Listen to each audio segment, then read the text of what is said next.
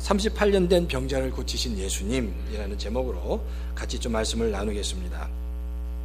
계속해서 우리가 요한복음을 하나님의 은혜라는 관점으로 살펴보고 있습니다. 우리가 신앙생활 할 때 사실 하나님의 은혜를 깊이 깨닫는 것 너무너무 중요합니다. 사실 우리가 왜 신앙생활 하십니까? 왜 신앙생활 하세요? 신앙생활 하는 이유가 하나님의 큰 축복을 받기 위해서, 회사가, 비즈니스가 더 잘 되게 하기 위해서, 또 잘 살기 위해서, 자손들이 축복을 받기 위해서, 이러저러한 여러 가지 이유로 신앙생활을 합니다. 그러나 이렇게 외형적인 것, 어떤 하나님의 축복, 비즈니스의 축복, 자손의 축복, 그리고 더 많은 어떤 번창함, 자, 이런 이유들에 묶여 있다면, 이런 이유 때문에 하나님이 축복해 주시면 감사하고, 그리고 자손이 잘 되는 것을 감사하고, 이런 외형적으로 보여지는 그런 이유에 묶여 있다면 신앙생활의 진수라고 할 수 있는 그 기쁨과 은혜를 깨닫지 못한다는 겁니다. 하나님은 하나님의 자녀에게 은혜를 통해서 놀라운 것들을 주셨습니다. 그러니까 이 하나님이 주신 은혜에 대한 감동, 은혜에 대한 기쁨을 경험하는 것은 정말로 큰 축복입니다. 그러니까 외형적으로 보여지는 무슨 번창함, 비즈니스가 잘 되는 일, 자손이 잘 되는 것, 좋은 학교 돌아가는 것들도 다 감사할 것이지만, 더 중요한 것, 하나님의 은혜를 깨닫고 그 은혜에 대한 감동과 기쁨이 우리 속에 경험된다면 그것은 아주 정말 훌륭한, 그리고 신앙의 진수가 되는 기쁨이다라는 겁니다. 사실 그래요. 근데 이런 하나님의 은혜에 대한 깊은 경험이나 깨달음이 없으면 꼭 이와 같습니다. 신앙생활을 하면서 은혜에 대한 기쁨, 감동을 경험하지 못한다는 건 꼭 모래밭에 그냥 물을 붓는 것과 같습니다. 아무리 그런 밭에는 물을 부어도 그냥 계속 마를 수밖에 없다는 겁니다. 그러니까 신앙생활에서 가장 중요한 것은 그런 무슨 외향적인 것보다 하나님이 주신 은혜에 대해서 그 은혜를 깨달을 수 있어야 된다. 그 은혜의 기쁨과 감동을 가진 자만이 신앙의 근본이 되는 기틀을 마련할 수 있다는 거예요. 그러니까 우리가 집중해야 될 부분들이 하나님의 은혜가 뭔지, 나에게 찾아와서 나에게 허락해 주신 그 하나님의 도대체 은혜가 뭔지를 깊이 깨닫고 또 그 은혜를 묵상해야 한다는 겁니다. 자, 이렇게 은혜를 이렇게 설명할 수 있습니다. 자, 부모와 자식으로 이렇게 설명한다면, 글쎄 좀 구체적으로 예를 들면 좋을 것 같아요. 우리 교회에서 어린아이 중에 우리 제이도 있고 우리 혜진이도 있어요. 근데 제가 예를 좀 들게요. 글쎄 우리 그 혜진이를 좀 예를 잠깐 든다면, 우리 혜진이 얼마나 이뻐요. 우리 제이도 너무 이쁩니다. 그런데 우리 이종욱 성도님이 부모가 그 자녀를 봤을 때 그 자녀는 그냥 무조건적으로 이쁘고 사랑스러울 수밖에 없다는 겁니다. 무조건적으로 사랑스러운 존재입니다. 그 자녀가 이쁜 짓을 하고 착한 짓을 하고 엄마 앞에 재롱을 떨기 때문에 이쁜 게 아니라, 그 자녀, 혜진이라는 그 자녀라는 존재 자체, 그 딸이라는 그 존재 자체 때문에 아무 조건 없이 이쁘고 사랑스럽고 아무리 줘도 뭔가를 줘도 아깝지 않다는 겁니다. 왜? 자녀기 때문이다 라는 거예요. 자녀기 때문에. 그렇기 때문에 필요한 것 다 해줍니다. 해줄 수 있는 것 다 해줍니다. 그런데 아깝지 않습니다. 다 줘도 아깝지 않은 거예요. 이게 바로 자녀를 향한 부모의 사랑이다라는 겁니다. 그런데 이와 똑같습니다. 우리를 향한 하나님의 사랑도 이와 똑같다라는 겁니다.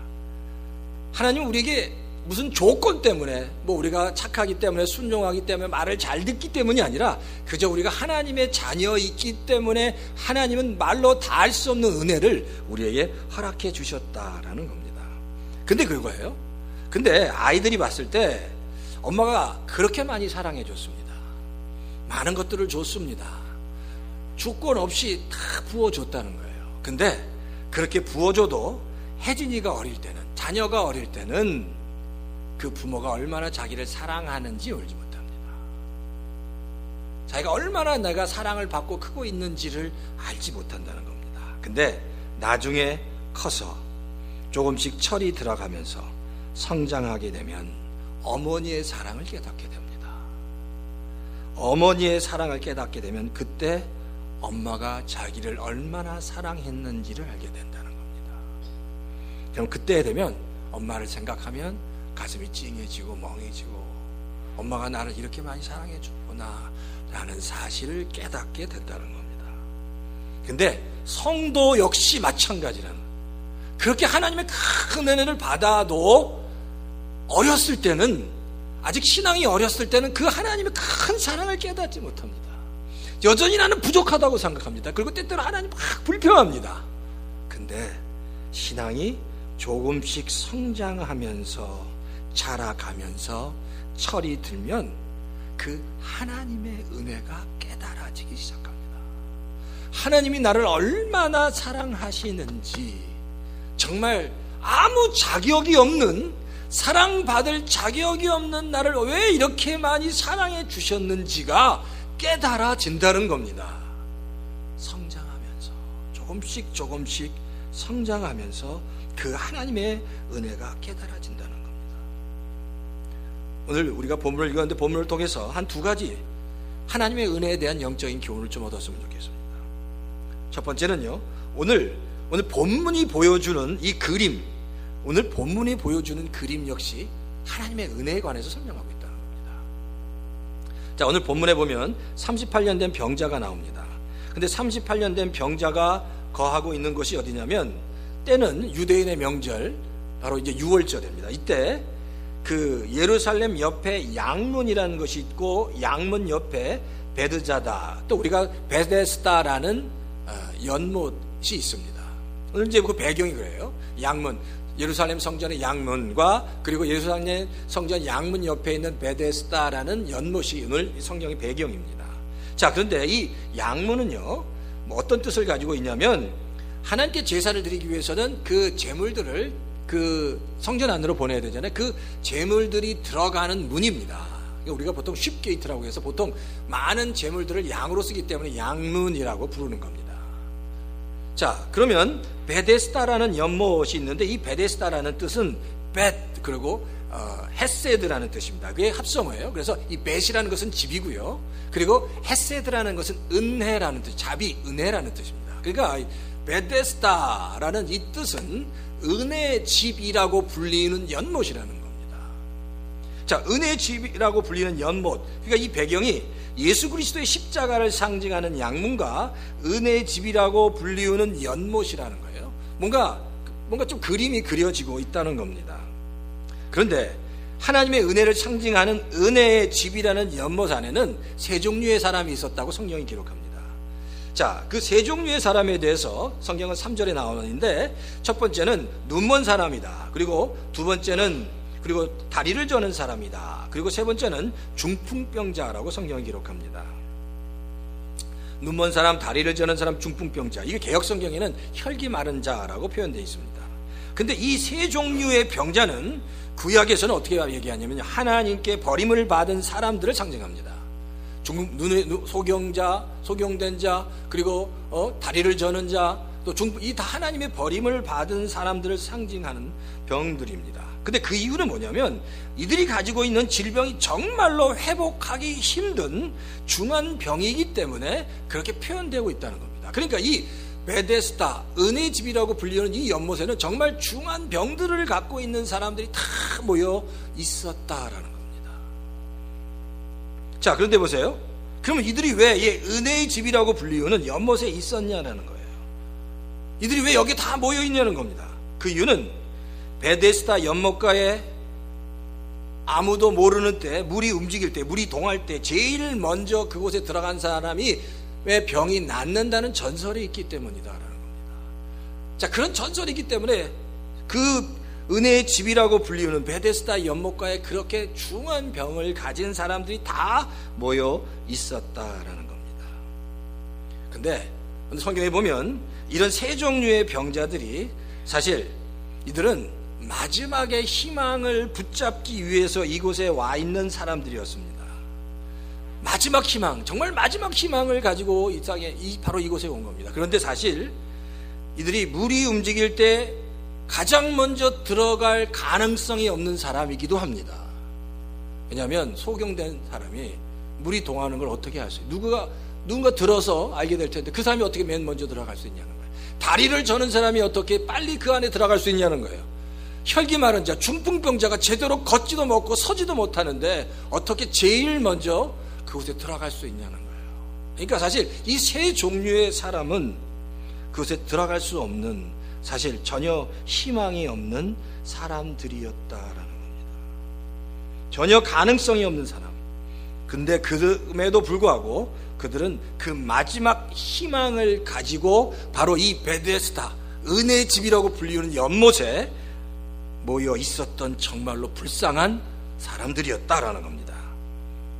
근데 오늘 본문에서 베데스다라는 연못에 모여 있는 사람들의 이 세 종류, 베데스다 연못에 모여 있는 사람들의 그 세 종류의 사람들, 이것이 상징하는 게 있다는 거예요. 뭘 상징하냐? 바로 이겁니다. 하나님의 베데스다라는 게 하나님의 은혜의 집이라는 거예요. 그러니까 이게 하나님의 은혜의 집, 하나님의 은혜 안에 살아가고 있는 사람들, 지금 이들은 하나님의 은혜라는 곳에, 은혜 안에 살아가고 있지만 이들은 하나님의 은혜를 알지 못하고 하나님의 은혜를 누리지도 못하고 그냥 철저하게 자기의 노력과 자기의 힘으로만 자기의 문제를 해결하려고 하는 사람들이다. 그것을 상징하고 있다는 겁니다. 베데스다 주변에 있는 모든 사람들이 하나님의 은혜 안에는 있어요. 근데 하나님의 은혜 안에 있음에도 불구하고 하나님의 은혜가 뭔지도 모르고 하나님의 은혜를 어떻게 누리는지도 모르고 그냥 여전히 은혜 안에서 내 방식대로 내 노력으로 살아가려고 애쓰는 사람들을 상징하고 있다는 겁니다. 어쩌면 이 사람들의 모습이 지금 현대를 살아가고 있는 우리들의 모습일 수도 있다는 겁니다. 하나님의 은혜 안에 살아간다고 하죠. 은혜 안에 있지만 하나님의 은혜가 뭔지 모릅니다. 하나님의 은혜를 누리면서 살아갈 수도 없습니다. 혹시 그게 우리의 모습일 수도 있다는 겁니다. 그런데 보세요. 성경에 보면 그 중에 한 사람 38년 된 병자가 나옵니다. 근데 이 38년 된 병자는 그 핸드릭슨에 의하면 이 38년 된 병자가 중풍병자 있을 거라고 얘기합니다. 어쨌든 간에 굉장히 중증의 환자입니다. 우리가 앞에 얘기했던 눈먼 사람과 걷지 못하는 사람과 혈기 마른 중풍병자보다 더 심한, 가장 심한 병을 앓고 있었던 사람이었다는 겁니다. 근데 그 사람에게 예수님께서 찾아간 겁니다. 그 38년 된 병자에게 찾아가신 겁니다. 근데 그 38년 된 병자는 정말 중한 병을 앓고 있었기 때문에 절대로 자기 힘으로 설 수도 식사를 할 수도 없는 그런 한 발짝도 걸을 수 없는 정말 무능력한 환자, 아무것도 할 수 없는 환자, 그런 사람이었다는 거예요. 근데 보세요. 이렇게 자기 스스로 할 수 없는, 아무것도 할 수 없는 사람이었기에 정말 이 38년 된 병자를 보면 정말 하나님의 은혜를 구해야 할 사람이었습니다. 하나님의 은혜를 구해야 할 사람.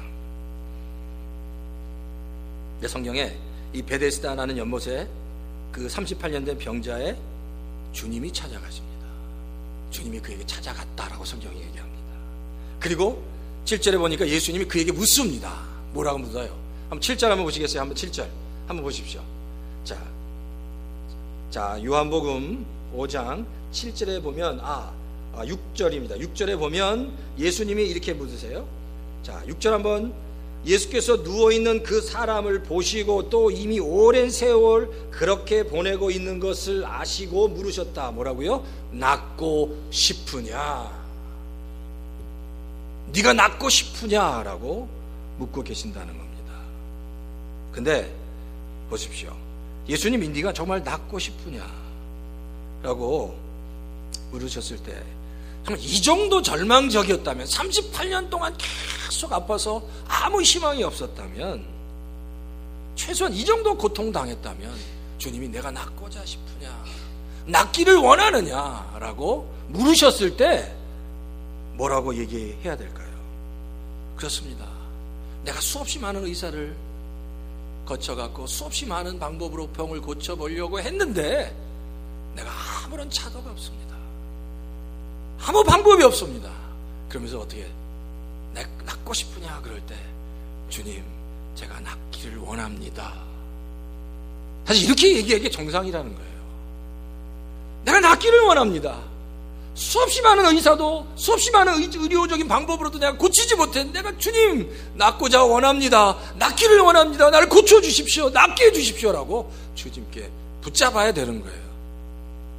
근데 성경에 보니까 예수님이 그렇게 물으셨을 때 이 38년 된 병자가 뭐라고 묻습니까? 그 병자가 이렇게 대답합니다. 주님, 물이 움직일 때 나를 들어서 못에다 데려줄 사람이 없습니다. 여전히 이 38년 된 병자는 주님한테 이 병을 고쳐달라고 하는 게 아니라 물이 동할 때 나를 도와줄 사람이 없습니다. 그냥 예수님이 자기를 들어서 움직여줄 그냥 그런 조력자로만 보였을 뿐이다라는 겁니다. 예수님이 누군지 그가 몰랐다라는 겁니다. 그냥 나를 도와주십시오. 그냥 주님을 단순히 나를 도와줄 사람으로만 그가 알고 있었다는 겁니다. 그러니까 이 38년 된 병자가 역시 하나님의 은혜 안에 있으면서 하나님의 은혜를 깨닫지 못하는 자였다라는 겁니다. 그래서 우리가 인간에 대해서 다시 한번 분명히 생각해 봐야 됩니다. 인간에 대해서 분명히 확인할 수 있는 건 바로 인간은 정말 철저하게 절망할 수밖에 없는 존재입니다. 철저하게 정말 인간은 아무런 희망이 없습니다. 인간 스스로 하나님을 깨달을 수 있는 존재가 아니라는 사실을 우리가 알아야 된다는 거예요. 근데 놀라운 건 그거예요. 그 38년 된 병자가 주님이 낫고자 했을 때 주님을 알아보지도 못하고 물이 동할 때 나를 좀 저기까지 데려다 주십시오라고 얘기했음에도 불구하고 주님은 그에게 8절에 이렇게 말씀하십니다. 내 자리를 걷어가지고 걸어가거라. 내 자리를 걷어가지고 걸어가거라 라고 말씀하고 있다는 거예요. 이 병자에게 찾아와 주셔서 그리고 그 병자의 병을 고쳐주신 겁니다. 주님을 알지 못했는데 주님에서 영 엉뚱한 티다. 이게 바로 뭐예요? 이게 바로 주님의 은혜입니다. 이게 바로 주님의 은혜입니다. 바로 우리가 이런 주님의 은혜를 받고 살아가는 거예요. 아무것도 모르는데 주님이 우리에게 은혜로 침투하셔서 생명의 빛이 무엇인지 자녀가 무엇인지를 깨닫게 해주시는 거예요. 그래서 우리가 그 은혜 가운데 지금 다 이 자리에 앉아 있다는 겁니다. 그 하나님의 은혜가 얼마나 큰지를 깨달아야 합니다. 보통 세상 사람들이 가장 듣기 싫어하는 말이 뭔지 아세요? 세상 사람들이 가장 듣기 싫어하는 말, 이 얘기입니다. 당신은 죄인입니다. 당신 스스로 할 수 있는 것은 아무것도 없습니다. 당신은 절망 가운데 있습니다. 라는 이런 말을 제일 듣기 싫어한다는 거예요. 사람들은 스스로 내가 무언가 스스로 할 수 있는 존재라고 생각하기 원합니다.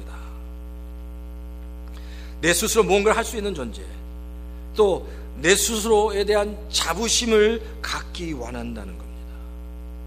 죄인이다, 무능력하다, 스스로 아무것도 할 수 없다는 이야기는 듣기 싫어하고 난 뭔가 스스로 할 수 있는 존재다, 뭔가를 할 수 있는 그런 존재로 자부심을 갖기를 원한다는 겁니다.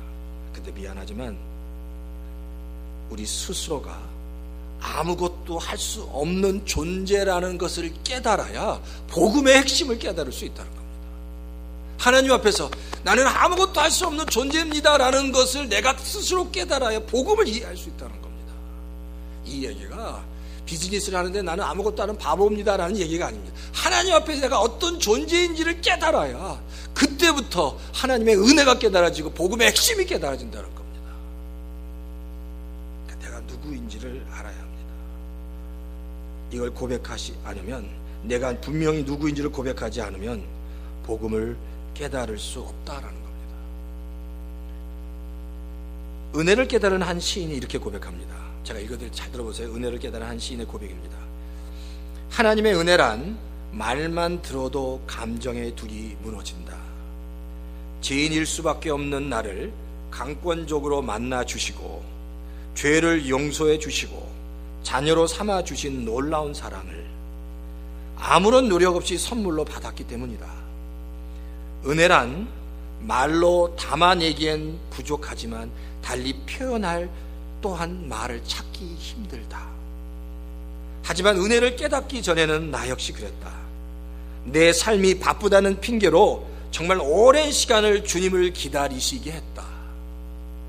나 같은 실수를 특히 우리 아들은 안 했으면 좋겠는데 그것 역시 내 맘대로 되지 않는다. 그저 간절히 기도할 뿐이다. 은혜라는 게 그렇습니다. 부모님의 은혜도 그래요. 어릴 때는 부모님의 은혜를 모릅니다. 그렇게 부모님이 모든 것을 다 쏟아 부어서 사랑해 주어도 은혜를 베풀어도 부모는 그 은혜를 모릅니다. 그런데 나중에 조금씩 크면서 성장하면서 어머니가 부모님이 나를 얼마나 사랑해 주셨는지를 깨닫기 시작한다는 거예요. 근데 그게 하나님의 은혜도 똑같다는 겁니다. 어릴 때는 모릅니다. 신앙이 어릴 때는 하나님이 나를 얼마나 사랑해 주는지를 몰라요. 근데 조금씩 성장하면서 하나님이 얼마나 나를 사랑하셨는지, 얼마나 나를 기뻐하셨는지, 얼마나 나를 사랑하셔서 나에게 필요한 것들을 다 주셨는지를 조금씩 깨닫게 된다는 겁니다. 그러니까 성도가 되는 것, 정말 성숙한 성도가 되는 것은 하나님의 은혜를 깨닫는 겁니다. 아직 어릴 때는 꼭 그거 같아요. 아까 모래밭에 물을 붓는 것과 똑같아요. 아무리 부어도 하나님의 은혜를 깨닫지 못합니다. 내 성장하면서 은혜를 조금씩 깨달아지면 그때 하나님의 은혜가 얼마나 큰지 알 수 있다는 겁니다. 리스트로벨이라는 은혜 하나님의 은혜라는 책을 쓴 저자입니다. 근데 이 사람은요, 예일 대학교 로스쿨을 나오고요, 시카고 트리뷴의 법률 자문 고문을 부장을 지냈던 사람입니다. 세상에서 아주 잘 나갔던 언론인이었습니다. 근데 그가 하나님을 만났습니다. 그의 고백이 이래요. 저는 술에 절어 살지도 않았고 사회의 쓰레기도 아니었고 장래가 매우 촉망되었으며 모두들 제가 성공 가도를 향해 있다고 생각했습니다. 그런데 어떻습니까? 그런 제게도 하나님이 절실히 필요했습니다.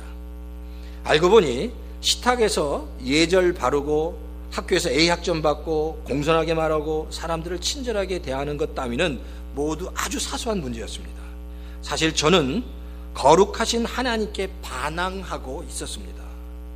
능력이 무한하여 말씀대로 수십억의 은하계를 만드신 그분께 반항하고 있었습니다. 그것은 중대한 문제였습니다. 그동안 저는 그분을 무시했고 등을 돌렸고 제 교만, 잘난 척, 이기심, 온갖 은밀한 기만과 잘못된 욕망 등의 죄가 그분과 저 사이를 엄청나게 벌려 놓았습니다. 그것이 제 안에 소외감과 불안감을 조장하고 있었던 겁니다. 그것이 바로 저의 죄였습니다. 라고 고백합니다. 아무리 세상에 잘 나가도 그것이 참된 행복을, 참된 기쁨을 우리에게 주지 못한다는 겁니다. 하나님이 주시는 은혜를 깨닫는 자만이, 하나님의 은혜가 무엇인지를 깨닫는 자만이, 도대체 은혜를 받을 수 없는 나에게 직접 찾아와 주셔서 그 빛으로 찾아와 주셔서 내 칠흑같이 어두운 이 마음 가운데 생명의 빛을 비춰주신 그 하나님의 은혜를 깨닫는 자만이 인생에서 정말 참된 행복을 얻을 수 있다는 겁니다. 그러니까 신앙생활에서 가장 중요한 것은 하나님의 은혜를 깊이 깨닫는 것. 자녀가 그 아버지의, 부모님의, 어머니의 사랑을 깨닫듯이 하나님의 은혜를 깨달아야 합니다. 바로 이 은혜를 깨닫는 것이 신앙의 근본이 되는 틀을 마련하는 것이고, 더 이상 모래가 아니라 굳건한 반석, 옥토가 되는 방법이다라고. 바라기는 우리 열린교회 모든 성도들 하나님 앞에서 정말 하나님의 은혜를 깊이 깨달아서 모래가 아니라 옥토가 되시는, 반석이 되시는 우리 성도님 다 되시기를 주의 이름으로 축원합니다. 두 번째는 이 사건을 38년 된 병자의 관점에서 좀 봤으면 좋겠습니다. 38년 된 병자의 관점. 38년 된 병자의 관점은 이거예요. 이 베데스다 연못, 하나의 은혜의 집이라고 불리는 연못에 주님이 직접 찾아오셨습니다. 38년 된 병자를 만나 주신 거예요. 근데 38년이라는 그 병자가 알았던 그 숫자는 사실 이 병자에게 아무것도 할 수 없다는 불가능의 숫자입니다. 나는 더 이상 아무것도 할 수 없는, 이제 아무것도 할 수 없고 더 이상 어떤 희망도, 미래에 대한 어떤 희망도 가질 수 없는, 미래에 대한 어떤 기대도 가질 수 없는 그런 사람이 되었다라는 겁니다. 그래서 사실 이런 사람은요, 실패 그 자체보다 실패에 대한 두려움이 더 큰 겁니다. 실패 그 자체, 실패에 대한 두려움이 더 큰 겁니다. 그리고 38년 된 병보다 더 무서운 건 그 안에 굳어질 대로 굳어져 있는 마음이다라는 겁니다. 마음이 다 굳어져 있는 거예요. 무슨 이야기를 해도 듣지 않는다는 겁니다. 근데 맞습니다. 가정이나 교회에서 힘든 일이 생기면 가장 먼저 일어나는 현상이 마음이 굳어져요. 어려운 일이 당할 때마다 먼저 마음이 굳어집니다. 이건 성도들도 마찬가지지만 사역자나 목회자도 마찬가지. 힘든 일이 생기면 마음이 굳어집니다. 그리고 힘이 빠집니다. 그리고 마음이 굳어지면 하나님에 대한 신뢰가 떨어지기 시작합니다. 하나님에 대해 불평하기 시작합니다. 마음의 기쁨이 사라지고요, 마음이 종을 잡지 못합니다. 그러니까 중요한 건 빨리 그 마음을 붙잡아 회복해야 한다는 겁니다. 사실 저도 마찬가지, 마음이 굳어지고 힘들어질 때 오래 두면 더 힘들어집니다. 그러니까 빨리 추스려야 돼요. 빨리 추스려서 회복해야 합니다. 이게 점점 오래질수록 더 힘들어지는 거예요. 하나님의 은혜로 다시 회복되어져야 한다는 겁니다. 자, 주님이 사실 이 병자에게 질문을 던졌잖아요. 내가 낫고자 하냐라고 묻습니다. 근데 사실 이 질문은 네가 낫기 원하느냐, 너의 병이 낫기 원하느냐, 그런 질문일 수도 있지만, 이 질문은 정말 네가 변화되기 원하느냐라는 질문일 수도 있어요. 네가 변화되기 원하느냐, 정말 내 삶이 변화되기 원하느냐는 질문입니다. 그러면 왜 이런 질문을 하냐는 거예요. 왜 네가 변화되기 원하느냐는 질문을 주님이 그 병자에게 하냐는 거예요. 그 이유는 진정한 변화는 그 변화를 갈망하는 곳에서 일어나기 때문입니다. 변화를 갈망해야 참된 변화가 일어나기 때문입니다. 그러니까 그 병자를 향해서 네가 정말 변화되기 원하느냐, 네가 변화되기 원하느냐 묻는 겁니다. 또 다른 각도에서 이 질문은 네가 낫고자 하느냐요. 38년 된 병자에게 예수님이 내가 정말 네가 나았으면 좋겠다, 낫는 것이 내 마음이다, 내 바람이다라는 그 바람을 설명하는 겁니다. 네 병이 나았으면 좋겠다는 거예요. 38년 동안 고생하고 있지만 그 병이 나았으면 좋겠다 라는 주님의 마음이 그 질문에 담겨져 있다는 겁니다. 네가 정말 회복됐으면 좋겠다. 주님 말씀하시다 이런 게 깨달아지는 거예요. 그 질문에 이런 게 깨달아지는 것이 바로 하나님의 은혜라는 겁니다. 지금 주님이 나를 사랑하고 계시는 거예요. 내가 이 고통 가운데 있지만 주님이 지금 나를 사랑하고 계시는구나, 나를 회복시키시기 원해서 뭔가 하시려고 하는구나라는 마음이 깨달아지는 것, 그게 하나님의 은혜라는 것. 우리가 살다 보면 수없이 많은 좌절과 절망과 아픔을 경험합니다. 그때마다 하나님에 대해서 굉장히 부정적이 되고 마음이 다치게 됩니다. 근데 그때마다 그 마음을 어떻게 해야 되는가 말이에요. 그 마음을 회복시킬 수 있는 가장 좋은 방법이 뭐냐? 그 마음을 회복시킬 수 있는 가장 좋은 방법은 예배 안에 있습니다. 예배 가운데 내 마음이, 내 삶이, 내 생각이 회복되어야 된다는 겁니다. 왜? 예배 안에는 찬양이 있고 기도가 있고 말씀이 있고 하나님의 임재가 있기 때문입니다.